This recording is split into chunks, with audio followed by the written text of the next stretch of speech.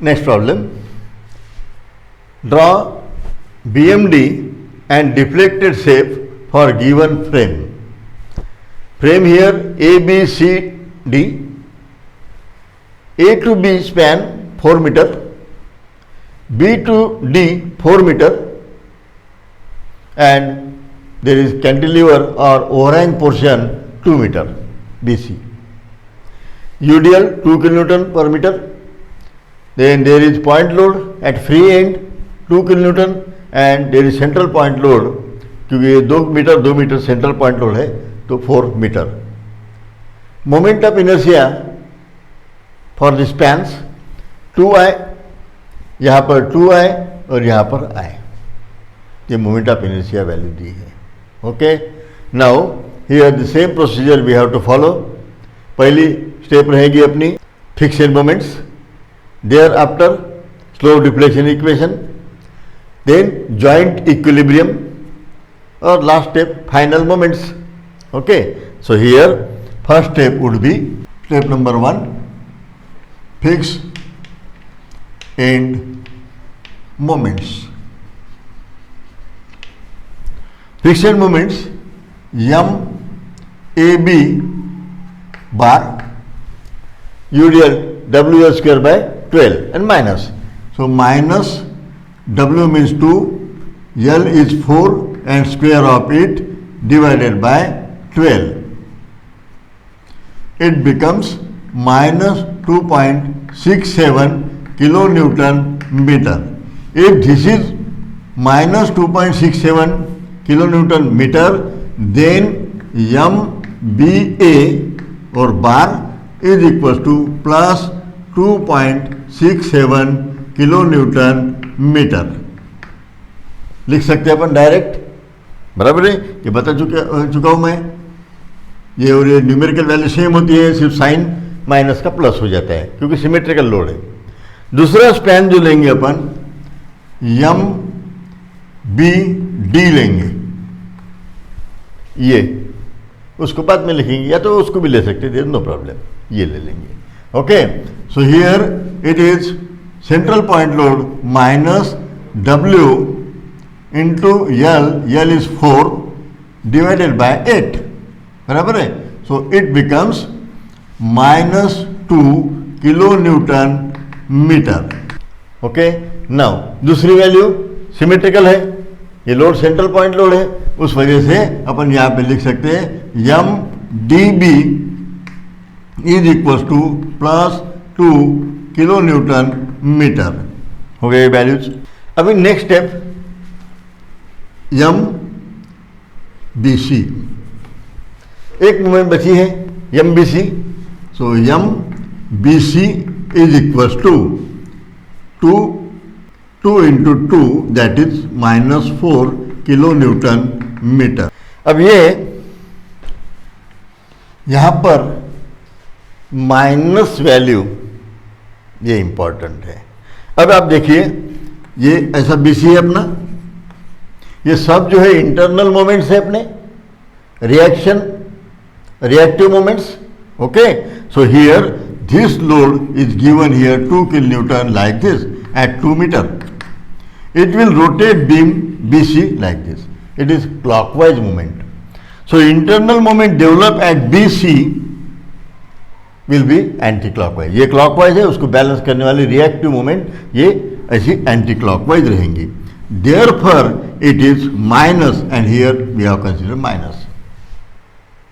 यदि ये बीम ऐसी होती है BC और इधर में फ्रेम अगर है ऐसे और यहाँ पे लोड है, अब ये लोड इससे ऐसे घुमाएगा, ये एंटी क्लॉकवाइज घुमा रहा है, external moment due to external load, और इंटरनल मोमेंट जो है उसको रजिस्ट करने वाली उसको अपोजिट डायरेक्शन में यहाँ डेवलप होंगे, और ये है क्लॉकवाइज. सो हियर प्लस, यही फ्रेम ऐसी रहती है और इस तरह का कैलकुलेशन रहता है तो ये वैल्यू अपने को पॉजिटिव लेना होता है. ओके, ये ध्यान में रखना है, नहीं तो हर बार नेगेटिव नहीं. It depends on the nature of internal moment, whether it is clockwise और anti clockwise. Next step, slope deflection equation. अब slope deflection equation as usual M A B bar लेना पड़ता है। अभी मैं वो इक्वेशन नहीं लिखूंगा, ऑलरेडी बता दिया है मैंने। तो यहाँ पे फ्रिक्शन मोमेंट होगी -2.67 ये वैल्यू प्लस ट्वाइस ई और आई यहाँ पे ट्वाइस है तो 2i डिवाइडेड बाय स्पैन 4 है 2ei/L ब्रैकेट। अब यहाँ अपने पास यहाँ लिख सकता हूँ मैं theta A theta D is equal to 0 बराबर है। ये फिक्स एंड है 0, ये भी फिक्स है स्लोप 0। ओके, मोमेंट लेते समय यहाँ पर BC लिया, CB नहीं, क्योंकि ये फ्री एंड है। फ्री एंड पर मोमेंट ऑलवेज बिकम 0। कैंटिलीवर के फ्री एंड पर मोमेंट 0 होती है। ये हो गया है number of times engineering mechanics से। ओके, नाउ अब पहला एंगल तो 0 है, थीटा ए प्लस थीटा बी 0 नहीं है तो थीटा बी लिखना होगा। यहाँ पे ट्वाइस नहीं होगा क्योंकि ए लिया है पॉइंट, है ना, तो ए का एंगल को ट्वाइस रहेगा, लेकिन वो 0 ही है। और यहाँ पे है minus and 0, sinking of support नहीं है। देन सिंप्लीफाई कर लेते हैं इसको, -2.67 plus EI theta b and this is our equation number 1. Next,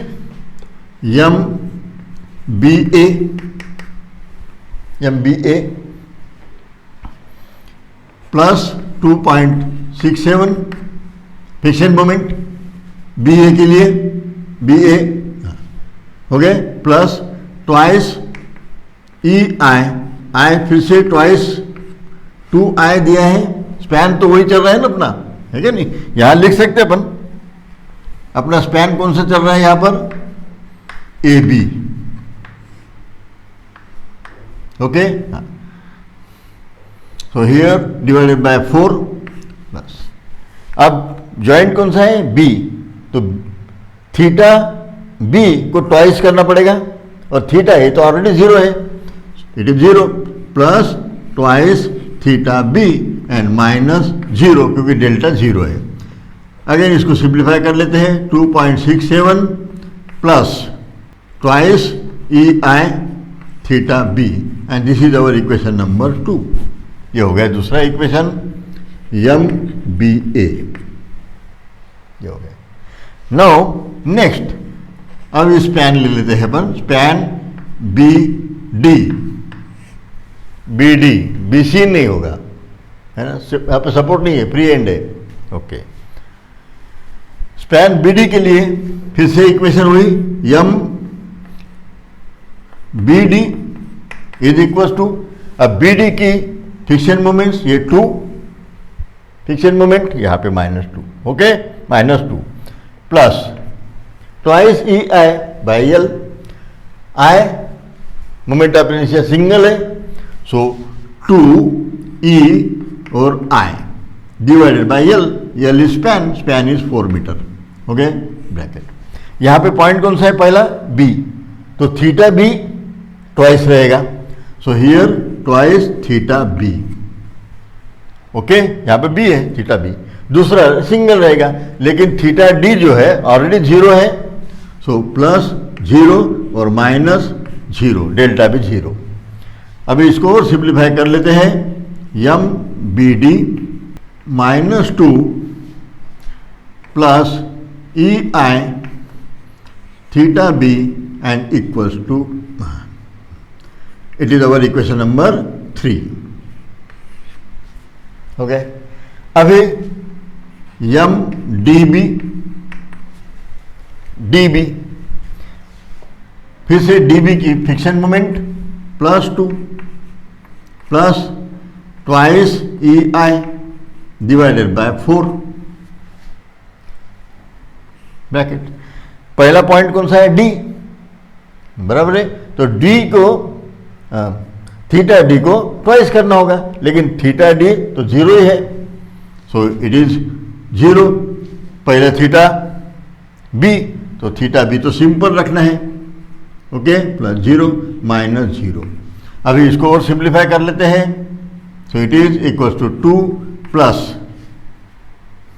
0.5 E I theta B, and this is our equation number 4, M D B. हो गए, ये 4 equation अपने पास अवेलेबल हो गए। ये हो गया अपना दो differential equations. The third step is joint equilibrium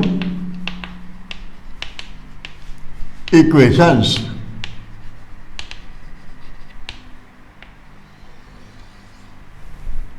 joint equilibrium equations यानी जॉइंट कौन सा लेना है, जॉइंट बी है सिर्फ यहां पर,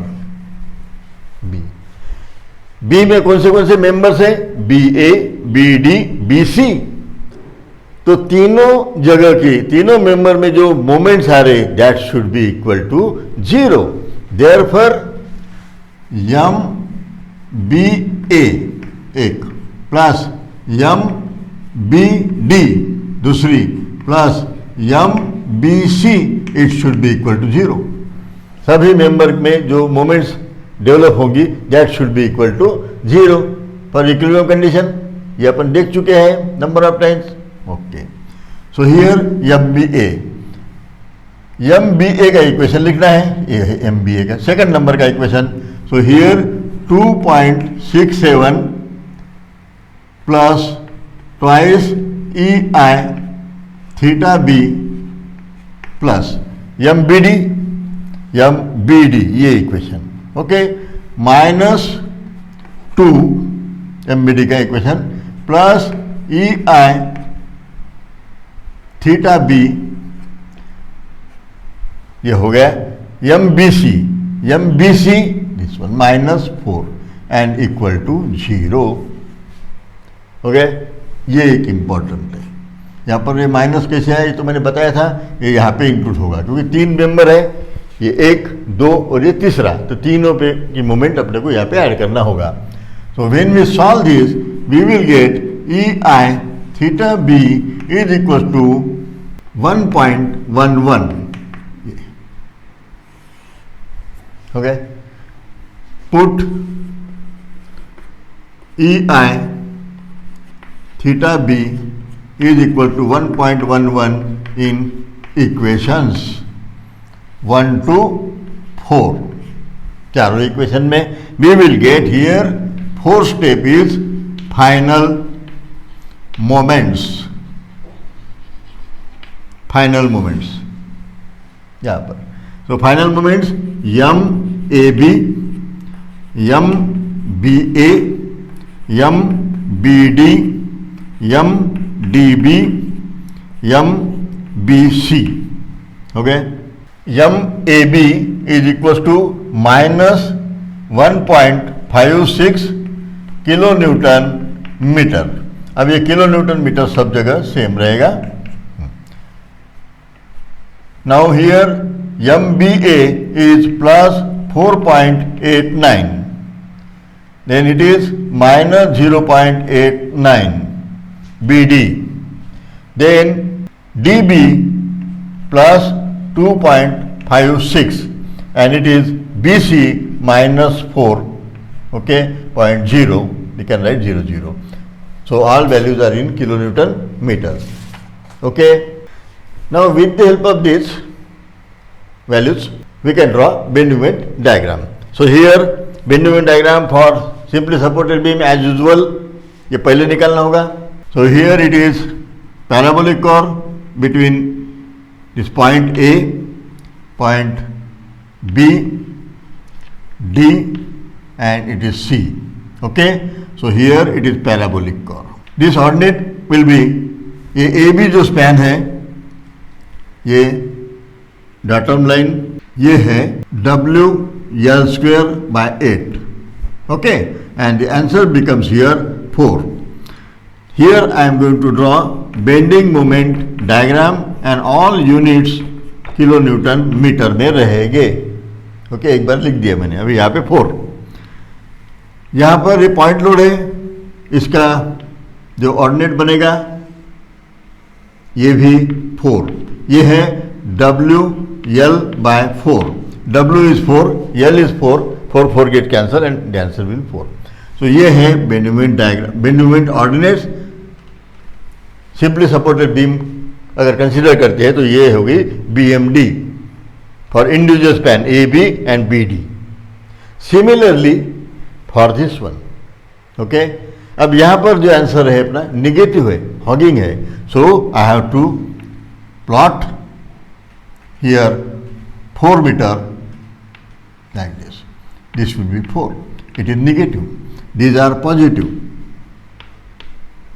ओके। निगेटिव रहो पॉजिटिव रहो पर टेंशन साइड में निकालते हैं वो। और ये जो डायग्राम है ये अपनी सैगिंग है, सैगिंग और हॉगिंग का अपन सुपर इम्पोज करके फाइनल बेंडोमेंट डायग्राम डिसाइड करते हैं, ओके। तो ये जो है बीम ऐसी हॉगिंग नेचर की बनेगी तो टेंशन साइड में इसका 4 तो ऐसे देना होगा यहाँ पर। वैसे यहाँ पर 4 दिए तो फिर वो प्रॉब्लम हो जाएगा अपने को। सो हम सुपर इम्पोज करने के बाद में कोइंसाइड हो जाना चाहिए पॉजिटिव निगेटिव, निगेटिव डायग्राम्स के साथ में पॉजिटिव डायग्राम अपने को सुपर इम्पोज कोइंसाइड करना है, ओवरलैप करना है, अपने को ओवरलैप करना है, okay. So here fiction moments जो दिए। अब यहाँ पर मैंने आपको पहले ही बताया है कि वो जो एंड्स है, जैसे ये एक फ्रेम का एंड, ये दूसरा एंड, ओके, और ये तीसरा एंड, ओके।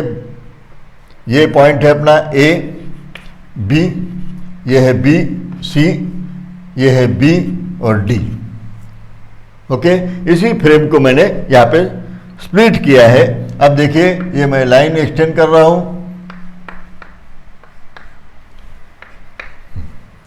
अब AB माइनस है, मैंने यहां पे पॉइंट ले लिया, इस पॉइंट पे माइनस है, इसका मतलब मेरे को एंटी क्लॉकवाइज मूव करना पड़ेगा ऐसे। बीम के बॉटम साइड को एरो टच कर रहा है तो ये ऑर्डिनेट अपना अपवर्ड रहेगा। सिमिलरली BA पॉजिटिव है तो पॉजिटिव है ये पॉइंट, और मेरे को क्लॉकवाइज मूव करना है, ये क्लॉकवाइज मूव किया, एरो बॉटम साइड में है तो मेरा ये ऑर्डिनेट अपवर्ड रहेगा, ओके। वैसे ही BC का मैं ये पॉइंट ले लेता हूं, और BC ये माइनस है, एंटी क्लॉकवाइज मूव होना पड़ेगा, ये एंटी क्लॉकवाइज मूव हुआ, बॉटम साइड में एरो टच कर रहा है तो यहां पर ऑर्डिनेट ऊपर रहेगा। ये 4 जो है मैंने जो बताया ये आ गया 4 ऊपर में। सिमिलरली अब BD के लिए ये B से D यानी BD ये माइनस है, बराबर है, BD माइनस है यानी ये पॉइंट, और एंटी क्लॉकवाइज मूव करना पड़ेगा तो एंटी क्लॉकवाइज यानी मुझे ऐसे मूव करना पड़ेगा, तो ये ऑर्डिनेट ऐसे मार्क करना पड़ेगा। एरो बॉटम इधर से लेफ्ट साइड से टच कर रहा है तो राइट साइड में मुझे ऑर्डिनेट देना होगा। अब DB देखिए, DB है प्लस ये पॉइंट यानी क्लॉकवाइज मूव करना पड़ेगा, बराबर है, तो ये क्लॉक ऐसी मूव होगी, एरो इस तरफ से जा रहा है, ओके। अब इस तरफ जा रहा है तो एरो मुझे पॉइंट ऐसे मार्क करना पड़ेगा, तो ऑर्डिनेट जो है अपने ये फिक्स हो गए, ये एक, ये दूसरा ऐसे रहेगा, तीसरा ये इधर, ये ऐसे और ये ऐसे, सेम मैनर से मैं वहां पे प्लॉट करूंगा, सिर्फ वैल्यूज ये मैच करूंगा, okay. So here AB minus जो भी है, सो इट इज 1.56, ये 1.56, अब देखिए 1.56 है ना, 1.56 ये 1.56। अब BA वो भी ऊपर जाना है 4.89, तो यहाँ पे 4.89 यानी मुझे यहाँ पर थोड़ा ऊपर जाना पड़ेगा क्योंकि ये 4 है, ये भी 4 है, ये है 4.89 ये पॉइंट। अब ये 2 पॉइंट्स जो है ये अपने को ज्वाइन करना होगा, हो गए ये डायग्राम। अब इसके लिए ये इधर दोनों भी इस साइड में जाना है। अब सिर्फ लिखना है BD 0.89 यानी कुछ तो भी यहाँ आएगा, ये वैल्यू 0.89 ये वैल्यू यहाँ की। ओके, दूसरी है DB 2.56, ये 2.56 यहाँ, तो ये ऐसे रहेगा ये डायग्राम हो गई। और ये लास्ट है BC, तो BC को मैं ऐसे ऑलरेडी मार्क कर चुका हूँ, है ना। ये भी निगेटिव, ये निगेटिव, ये निगेटिव, यहाँ पे निगेटिव, ये निगेटिव और ये positive. Okay, this is bending moment diagram. Already मैं ये डिस्कस कर चुका हूँ मोमेंट डिस्ट्रीब्यूशन मेथड में। यदि आपने, अगर किसी ने मोमेंट डिस्ट्रीब्यूशन मेथड नहीं देखा है ये प्रॉब्लम, तो यहाँ पे ये आइडियाज क्लियर हो जाए, वही उसका एक उद्देश्य था यहाँ पे। Okay, now second question is there, deflected shape of the given beam, deflected shape for the given frame, deflected shape. Okay, जहाँ पे निगेटिव ये जो डायग्राम है उस फेस में टेंशन बताना है, और बाकी ये जो है पॉजिटिव यानी सैगिंग, ओके, यानी कंप्रेशन ऊपर में। ओके, ये भी मैं आपको नंबर ऑफ टाइम्स बता चुका हूँ। यदि ऐसी बीम डिफ्लेक्ट होती है तो ये है टेंशन फेस और ये है हॉगिंग, बराबर है। और बीम यदि इस तरह डिफ्लेक्ट होती है तो यहाँ पे आएगा नीचे में टेंशन, और ये है अपना सैगिंग। ओके, और ये जो डायग्राम बनाया अपन ने बेंडिंग मोमेंट डायग्राम, वो टेंशन साइड में है, यानी ये टेंशन साइड, ये या तो ये, बराबर है। बीम का फेस कहाँ है, ऊपर है या नीचे है, वो सिर्फ देखना है। देखिए आप, और बताता हूँ मैं यहाँ पे। अभी यहाँ से यहाँ तक ये है पॉइंट ऑफ कॉन्ट्राफ्लेक्चर, ये, क्योंकि यहाँ पे देखो निगेटिव और ये पॉजिटिव स्टार्ट हो रहा है, निगेटिव से पॉजिटिव स्टार्ट हो रहा है, बराबर है। लेकिन इस पॉइंट तक बीम निगेटिव है, बोले तो टेंशन ऊपर में है। ओके, टेंशन साइड में रहती है डायग्राम। ओके, तो टेंशन ऊपर में आना चाहिए, इसका मतलब ये हॉगिंग, टेंशन ऊपर, हॉगिंग। सो हियर ये पोर्शन में मेरी बीम ऐसी रहेंगी, ये हो गया हॉगिंग नेचर। अब इस पॉइंट के बाद इधर में यहां तक, इस पॉइंट तक पॉजिटिव है, बराबर है, यानी सैगिंग है, यानी सैगिंग, ये शेप देना पड़ेगा, टेंशन नीचे में, सैगिंग। सो हियर यहां से यहां तक बीम ये सैगिंग रहेगा। ओके, ये सैगिंग है। अब यहां से पूरा यहां तक, है ना, यहां से देखो आप पूरा निगेटिव निगेटिव निगेटिव, ये लाइन में अगर कट कर देते हैं आप तो निगेटिव, इसका मतलब पूरा निगेटिव है, और ये पूरा टेंशन साइड में रहता है, और टेंशन ऊपर में है ना, ये टेंशन ऊपर है। ओके, टेंशन ऊपर है तो अपने को ये हॉगिंग। तो यहां से ये नेचर जो है इस तरह रहेगा, beam will deflect like this, beam का डिफ्लेक्टेड शेप जो है यहां से ऐसे रहेगा। ओके, ये है पॉइंट ऑफ कॉन्ट्राफ्लेक्चर्स। वैसे ही इधर, अब इधर में यहां से यहां तक ये इस फेस में टेंशन है, उस साइड में टेंशन है। ओके, तो उस साइड में टेंशन देने के लिए मुझे यहां ऐसे मूव करना पड़ेगा, इतने पोर्शन में, ये हॉगिंग टाइप का, ये यहां से यहां तक सैगिंग है।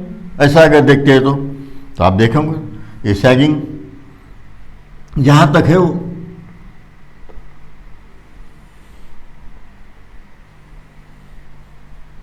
हो गया ये सैगिंग। अब यहां से यहां तक टेंशन है इस साइड में, इस साइड में टेंशन लाने के लिए मुझे ये डायग्राम या और ऐसे करना पड़ेगा। तो इस साइड में टेंशन हो गई, ये साइड में टेंशन, बराबर है, इस फेस पे टेंशन आ गया। ओके, ये diagram will be like this. ये है इलास्टिक कर्व।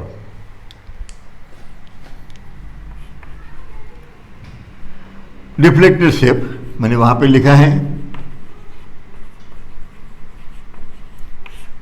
यहाँ पे डिफ्लेक्टेड शेप लिखा है, इसलिए मैंने यहाँ पे डिफ्लेक्टेड शेप लिखा है। इसको इलास्टिक कर्व भी बोला जाता है। ओके, तो आप इसको बहुत अच्छे से देख लीजिए, तो ये थोड़ा सा एक बार समझ में आ जाता है तो कोई प्रॉब्लम नहीं। और ये नंबर ऑफ टाइम्स मैंने बताया है, यहाँ पे भी बताया, मोमेंट डिस्ट्रीब्यूशन मेथड में भी बताया है। ओके।